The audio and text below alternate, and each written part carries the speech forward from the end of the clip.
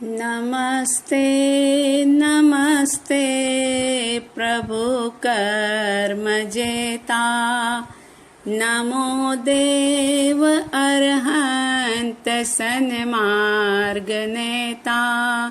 नमस्ते नमस्ते प्रभु शुद्ध रूप, नमो सिद्धिदाता सदा सिद्ध भूप। नमस्ते नमस्ते गुरो संघ शास्ता, नमो देव आचार्य वात्सल्य दाता। नमस्ते नमस्ते उपाध्याय नामी, नमो धर्मदानी, नमो ज्ञान स्वामी। नमस्ते नमस्ते सुधी साधु सारे, करे साधना जो भव से तिरावे।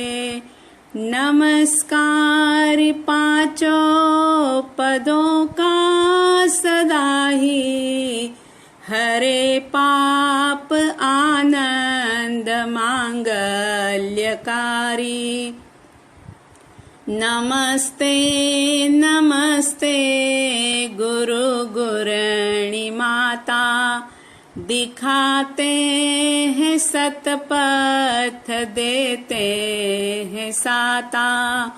गुरु गुरणी शरणा सदा उपकारी, सदा हितकारी है आनंदकारी, सदा हितकारी है आनंदकारी।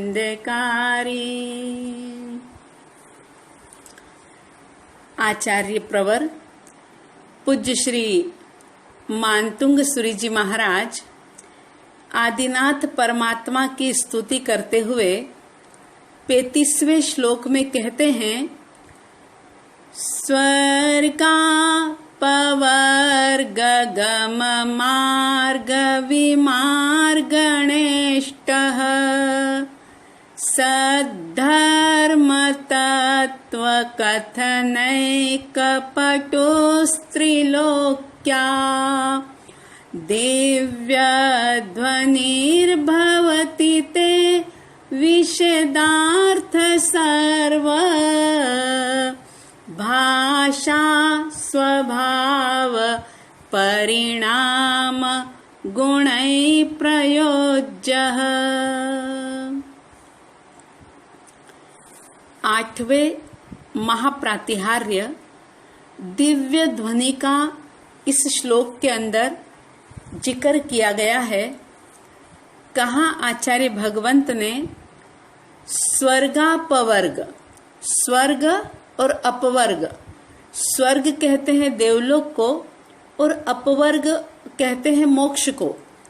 तो कह रहे हैं कि देवलोक और मोक्ष में गम मार्ग यानी जाने के मार्ग को, विमार्गणेष्ट यानी बताने में जो सहायक है, जो इष्ट है, ऐसा त्रिलोक्याः यानी तीनों लोकों को, मतलब 3 लोक के अंदर जितने भी प्राणी हैं उन सबको सद्धर्म तत्व कथनैक पटुः, सम्यक धर्म के, सद्धर्म यानी सम्यक धर्म के तत्व कथनैक पटु, तत्वों को कहने में, तत्वों का कथन करने में, तत्वों की व्याख्या करने में, पटुः, पटु का मतलब होता है दक्ष, निपुण जिसको कहा जाता है, समर्थ जिसको कहा जाता है, ऐसी। और ये दिव्य ध्वनि की विशेषता बता रहे हैं। विशदार्थ यानी कि विस्तृत स्पष्ट अर्थ को बताने वाली, विशद यानी विस्तार के साथ, अर्थ यानी उसका मीनिंग जो है उसको बताने में सक्षम। और क्या विशेषता बताई? सर्व भाषा यानी सभी भाषाओं के स्वभाव यानी गुण को परिणाम गुणई, परिणत होने के गुणों से प्रयोज्य यानी युक्त है, ते यानी आपकी दिव्य ध्वनि यानी अलौकिक वाणी भवती यानी होती है। भावार्थ इस प्रकार से होगा, हे प्रभु आपकी दिव्य ध्वनि, दिव्य ध्वनि का मतलब यहाँ पर देवताओं के द्वारा की जाने वाली नहीं, लेकिन परमात्मा के मुख से जो वाणी खीरती है, जो परमात्मा उपदेश देते हैं, उसे दिव्य ध्वनि कहा जाता है। तो आचार्य श्री जी कह रहे हैं कि हे प्रभु आपकी दिव्य ध्वनि तीनों लोकों के प्राणियों को स्वर्ग का और मोक्ष का, यदि सद्गति हो तो स्वर्ग, यदि 3 भव 5 भव 11 भव 15 भव किसी के बाकी रहें तो स्वर्ग में जाएगा, और अगर संपूर्ण कर्मों का क्षय हो तो मोक्ष प्राप्त होता है, मुक्ति होती है। तो कह रहे हैं कि आपकी दिव्य ध्वनि जो है वो तीनों लोकों के प्राणियों को स्वर्ग का मोक्ष का मार्ग बताने में समर्थ है, क्योंकि परमात्मा मुक्ति का भी मार्ग बताते हैं, परमात्मा पुण्य का फल भी बताते हैं कि पुण्य का ये परिणाम होगा, और जब सारे ही आवरण हट जाएंगे तो ये आत्मा मुक्त हो जाएगी। तो उनकी दिव्य ध्वनि सभी प्राणियों को स्वर्ग का मोक्ष का मार्ग बताने में समर्थ है, और सत्य धर्म का रहस्य समझाने में कुशल है, निपुण है, दक्ष है, और वह वाणी विशाल अर्थ वाली है, विस्तृत अर्थ होता है। और यही तो कारण है कि परमात्मा के 3 शब्दों से यानी त्रिपदी से 12 अंगों की रचना गणधरों के द्वारा हो जाती है, क्योंकि प्रभु की वाणी विस्तृत अर्थ वाली होती है, विशाल अर्थ वाली होती है, और सृष्टि की समस्त भाषाओं में परिणत होने के एक अद्भुत गुण से युक्त होती है।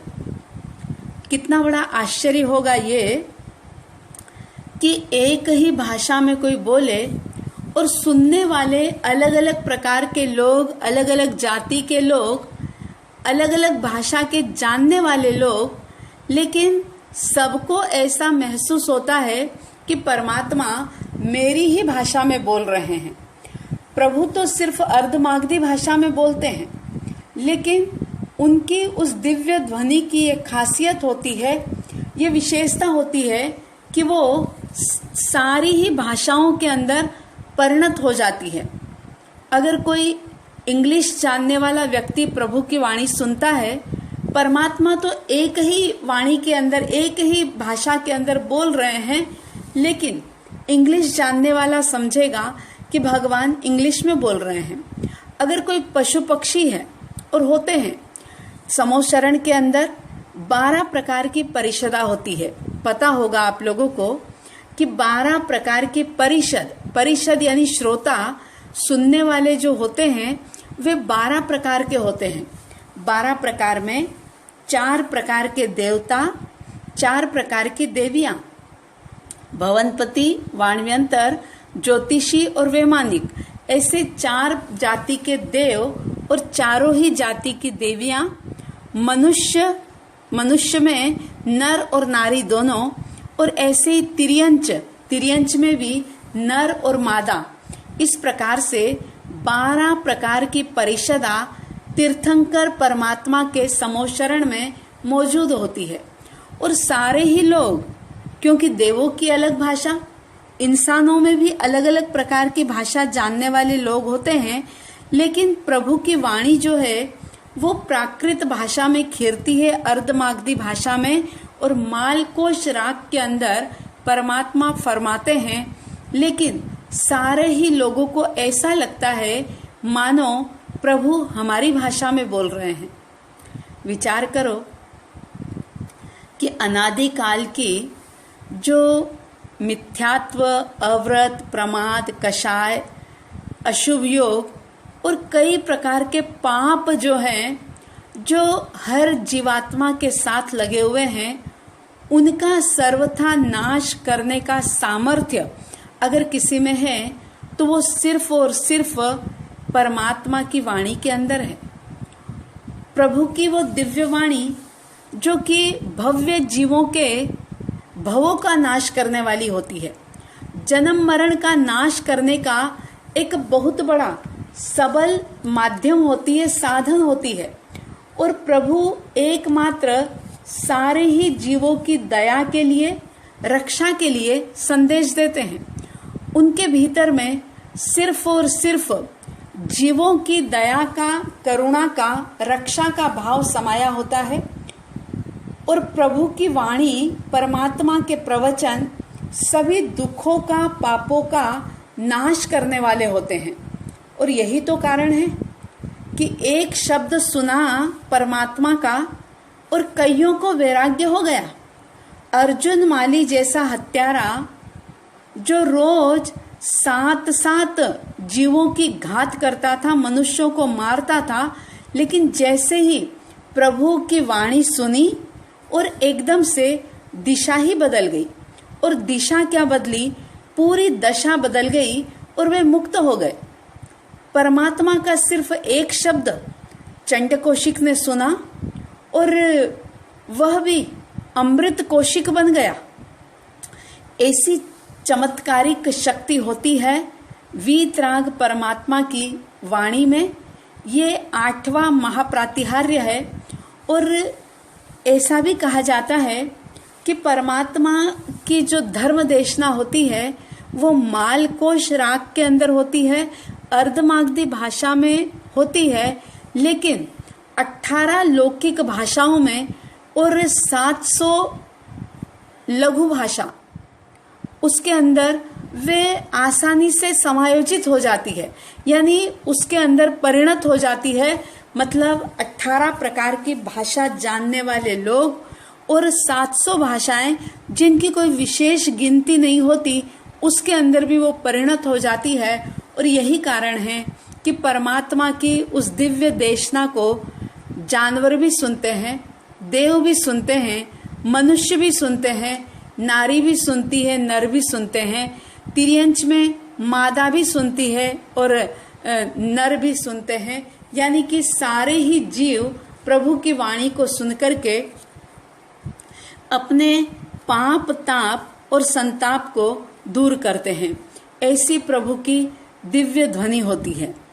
आज आपके हमारे सामने चाहे साक्षात परमात्मा की वाणी ना हो, परमात्मा मौजूद ना हो, लेकिन आगम के रूप में जो जिन वाणी हमें उपलब्ध है, उस जिन वाणी का आसरा, सहारा लेकर के उस जिन वाणी के पानी से हम अपने पापों के मेल को धोने का पुरुषार्थ करें। और ये पापों का मेल, अंतर की कालिमा तभी दूर होगी जब हमें वीर वाणी के ऊपर, जिन वाणी के ऊपर सुदृढ़ आस्था होगी, श्रद्धा होगी, दृढ़ विश्वास होगा। अगर प्रभु की वाणी पर विश्वास नहीं है तो व्यक्ति का चित्त, उसका मन डावाडोल रहेगा, इधर उधर वो भटकता रहेगा और शास्त्र को ही शस्त्र बना लेगा। आगम उसके लिए आग बन जाएंगे, वो उसका सदुपयोग नहीं कर पाएगा। तो बहुत सौभाग्य है, चाहे उतना सौभाग्य नहीं है हमारा कि साक्षात परमात्मा की मौजूदगी का, उनके सानिध्य का हम लाभ प्राप्त कर सकें, लेकिन फिर भी अगर हम देखें तो हम अनहद भाग्यशाली हैं। कई जीव तो ऐसे भी हैं कि जिनको शास्त्र क्या होते हैं, जिनवाणी क्या होती है, उन्हें पता ही नहीं। लेकिन ये आपका हमारा परम सौभाग्य है कि हमें जिनवाणी मिली है, शास्त्र हमारे सामने उपलब्ध है। तो शास्त्र की रचना करने वाले उन गणधर परमात्माओं के प्रति कृतज्ञता का भाव ज्ञापित करें। उन आचार्य भगवंतों की लंबी परंपरा जो चली आ रही है, उन सभी आचार्य भगवंतों के प्रति नतमस्तक हों कि जिन्होंने इतने संघर्षों के बीच में, इतने कष्ट और परिश्रम को सहने के बावजूद आने वाली पीढ़ी के लिए ये आगम सुरक्षित रखे और कृतज्ञता ज्ञापित करें उन उदार मना श्रावकों के प्रति जिन्होंने अपने अर्थ का सदुपयोग करते हुए आगमों को प्रकाशित किया और आज हमारे सामने इस प्रकार से टीका के रूप में, व्याख्या के रूप में, शब्दार्थों के रूप में और मूल आगम के रूप में सारी ही चीजें उपलब्ध है। अगर एक शब्द भी आगम का हमने अपने जीवन में उतार लिया, अगर एक शब्द भी जिनवाणी का हमारे भीतर में बैठ गया, तो समझो कि ये दिव्य ध्वनि जो है, ये दिव्य देशना का जो सार है, वो निश्चित रूप से हमें हमारे लिए नाव का काम कर जाएगा और इस भवसागर से हम निश्चित रूप से पार हो पाएंगे। ऐसी दृढ़ आस्था और श्रद्धा अपने भीतर में पैदा करते हुए, उस आस्था को सुदृढ़ करते हुए जिनवाणी का लाभ लें, स्वाध्याय की रुचि बढ़ाएं और जैसे जैसे भी एक मौका मिले, अवसर मिले, तो अपनी जिज्ञासाओं का समाधान सद्गुरुओं के चरणों में जाकर के अवश्य प्राप्त करने की कोशिश करें। आप सबके भीतर में जिनवाणी के प्रति आस्था का भाव घनीभूत हो, सुदृढ़ हो, ऐसी हार्दिक शुभ मंगल कामना और प्राणी मात्र के लिए साध्वी द्वय की तरफ से ये सद्भावना। सुखी रहे सब जीव जगत के, कोई कभी न घबरावे, वैर पाप अभिमान छोड़ जग नित्य नए मंगल गावे। घर घर चर्चा रहे धर्म की, दुष्कृत दुष्कर हो जावे। ज्ञान चरित उन्नति करे अपना, मनुज जन्म फल सब पावे। मनुज जन्म फल सब पावे। इन्हीं शुभ और मंगल भावनाओं के साथ जय प्रभु आदिनाथ, जय गुरु आनंद।